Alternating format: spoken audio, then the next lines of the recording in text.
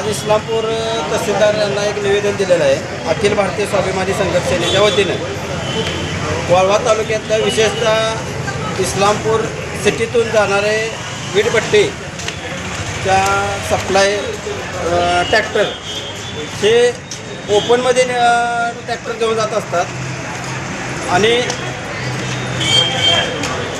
ट्रॅक्टरमध्ये जे विटव असणारी धूळ हे टू व्हीलरवाल्यांच्या डोळ्यात जाऊन ॲक्सिडेंट होण्याची बहुतेक शक्यता ॲक्सिडेंट झालेले आहेत आणि बरेच वेळा त्यांना तहसीलदार यांनी मागच्या वेळीसुद्धा सांगितलं होते की तुम्ही नेताना त्याच्यावर ताडपत्री किंवा शेडनेट बांधून तुम्ही ताडपत्री किंवा शेडनेट बांधून ते वाहन बंदिस्त करून नेत जावा.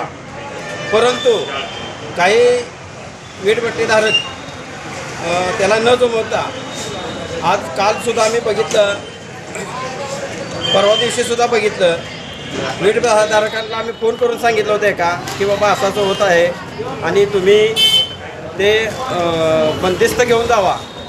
परंतु त्यांनी उडवण्याची भाषा दिली. आज आम्ही तहसीलदार यांना एक निवेदन दिलं आहे. असंच निवेदन वाहतूक शाखेत देणार आहे.